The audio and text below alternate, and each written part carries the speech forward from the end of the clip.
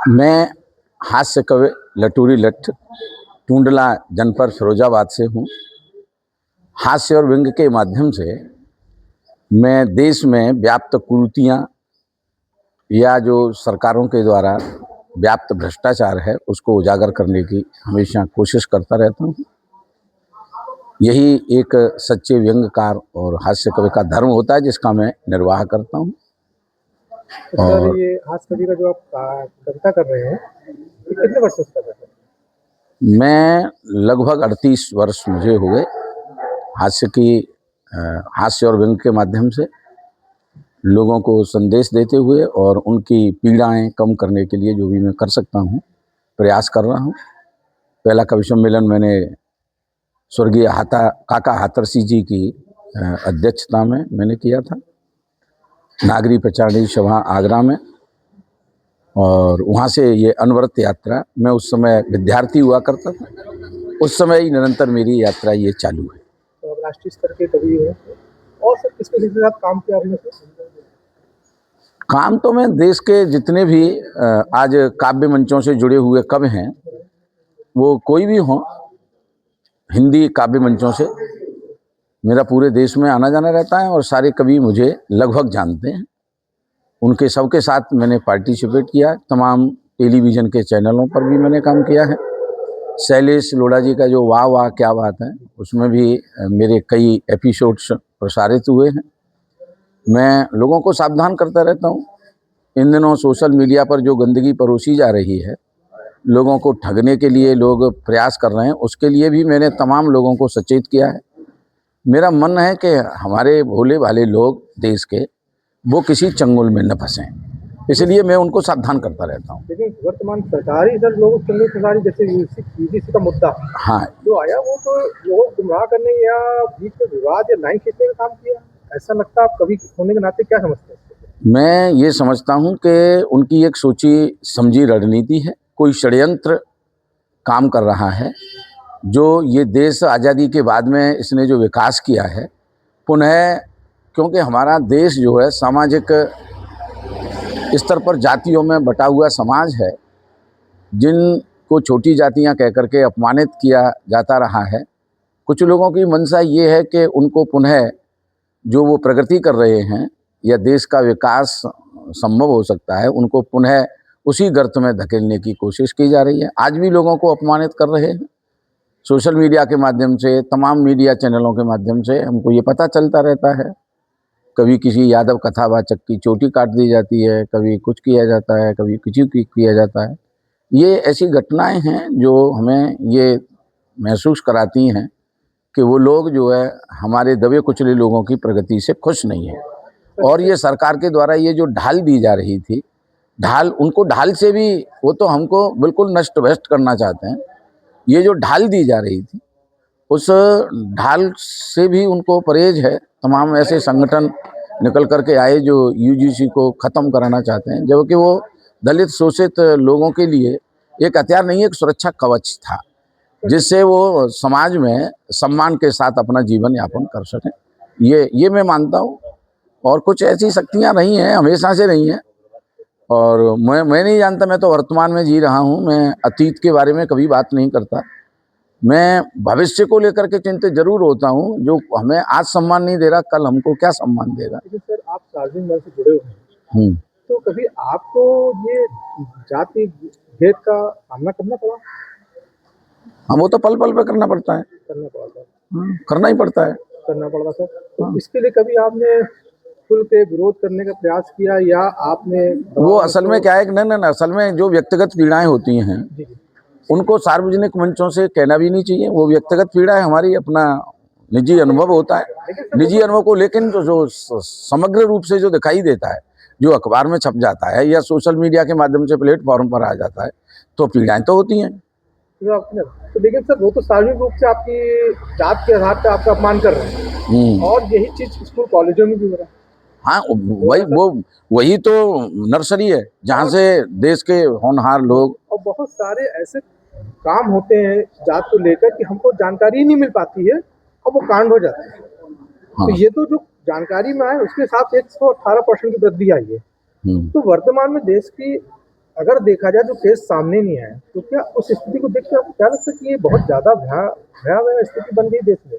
हाँ, जो ये हमें ये ये जानकारी मतलब नहीं उन है। लोगों की मंशा, वो ऐसा महसूस कर रहे हैं कि वो मंशा पूरी हो रही है, लेकिन बहुत लोग जागरूक हो चुके हैं। ऐसा अब संभव नहीं है। उस समय लोग बिना पढ़े लिखे भी थे। अब लोग अपना कवच खुद भी बन सकते हैं, फेस भी कर सकते हैं। उस तरीके से प्रताड़ित नहीं किया जा सकता, लेकिन उनकी कोशिशें तो हैं, उनकी मंशा इससे जाहिर हो रही है। और विशेष कोई मैं नहीं मानता। आपकी मंशा के बारे में पता चल रहा है। आखिर वो क्या करना चाहते हैं देश में, हाँ क्या हाँ हाँ हाँ, आखिर उनकी। दोस्त और दुश्मन की जो लोग कह रहे हैं पहचान हो रही है, एक्चुअल हाँ में हाँ बोलते हैं कि हाँ मुस्लिम को हाँ। दुश्मन बताकर ये एक्चुअल में लोगों को पता चला कि वास्तविक दुश्मन कौन है। ओबीसी को इस चीज से समझ में आ गई, क्यों? क्योंकि ओबीसी को शामिल करने के बाद जो विरोध इनका हुआ हम्म, वो ज्यादा बड़ा और ज्यादा भयानक विरोध है। हम्म। तो उसके बारे में आपको क्या लगता है कि ओबीसी को शामिल करना गलत है कि सही है? ओबीसी और एससी एसटी क्या, वो तो वो जो लोग जिनको नीच समझते हैं, बात उनसे है ना। लेकिन सर ओबीसी भी हाँ, तो कुछ नीचे वालों पे ओबीसी में कुछ सक्षम जातियां भी हैं, उनको जो है वो कभी फेस भी नहीं करते। भाई जहाँ कमजोर होते हैं, एक कहावत कही जाती है कि बकरों के गांव में फिर शेर शेर थोड़े रहता है। गांव अगर बकरों का हो तो फिर वहाँ शेर शेर नहीं रहता। तो वो मौका परस्त लोग होते हैं, तो वो अपना भांपते हैं, लोगों को भांप जाते हैं कि यहाँ मैं सुरक्षित हूँ। जब उनका दांव लगता है तो वो डस लेते हैं।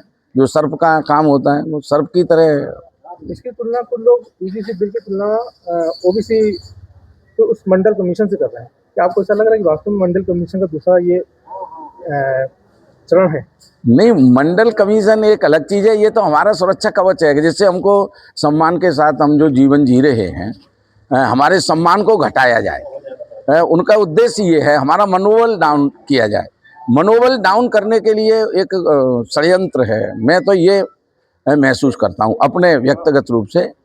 हमारा मनोबल डाउन करने के लिए, हम जिससे समाज में ठीक से अपनी बात न रख सकें, आपके मनोबल को तोड़ना है। केवल उनका उद्देश्य इतना सा है। और बाकी तो देश का कानून बहुत बड़ा है, तो न्याय लोग कह रहे हैं व्यवस्था कि बहुत सर बड़ी है। इसको जो एक जाति आधारित जनगणना होनी थी, हम्म। जिसपे प्रधानमंत्री नरेंद्र मोदी और बीजेपी सरकार ने पर्दा डालने का काम किया यूजीसी अरे, के मैं माध्यम से। असल में नेता नहीं हूँ, मैं कवि हूँ। नहीं, एक आप कुछ ऐसे प्रश्न पूछ रहे हैं जो एक नेता से करने सी या ऐसी। ये असल में क्या है कि ये भारतीय समाज, मैंने पढ़ा 6743 जातियों में बटा हुआ भारत देश का पूरा जो समाज है वो 6743 जातियों में बटा हुआ है।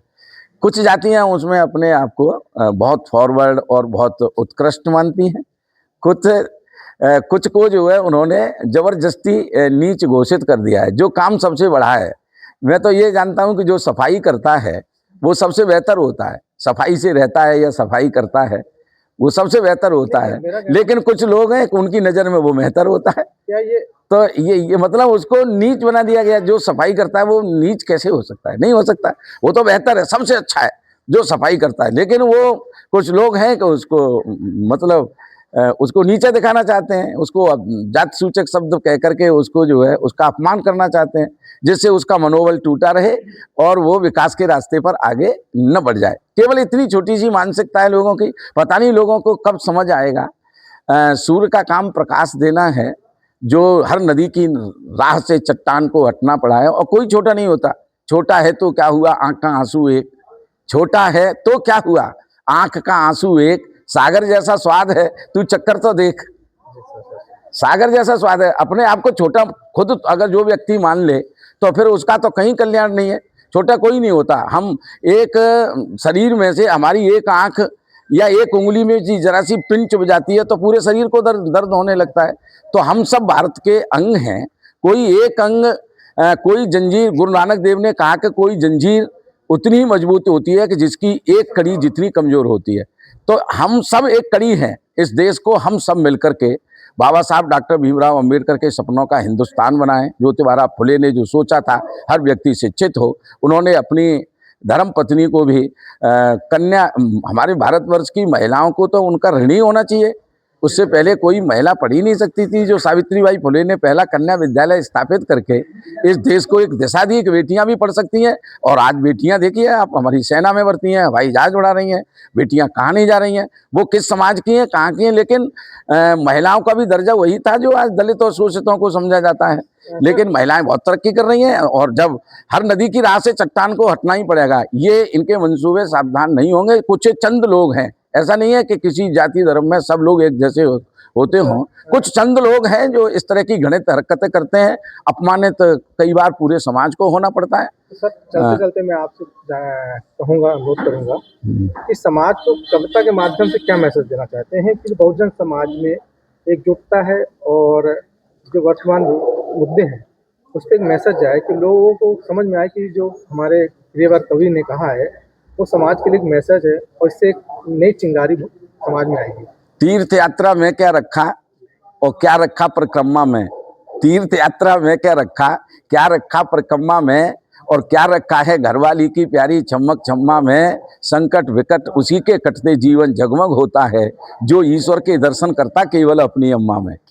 जो ईश्वर के दर्शन करता केवल अपनी अम्मा में। और मेरे हाथ में तो सिर्फ इसीलिए कोई दुखी रेखा नहीं है, मेरे हाथ में सिर्फ इसीलिए कोई दुखी रेखा नहीं है, माता पिता के अलावा मैंने किसी भगवान को देखा नहीं है। किसी भगवान मतलब पाखंडवाद से दूर रहें, अपने माता पिता की सेवा करें, जिससे हमारे माता पिता आज जो वृद्धाश्रमों में जीवन यापन कर रहे हैं, वो मेरे माता पिता हों या किसी और के माता पिता हों, वो माता पिता वृद्धाश्रमों में अपना जीवन यापन न करें, अपने परिवार के साथ सुख और शांति से रहें।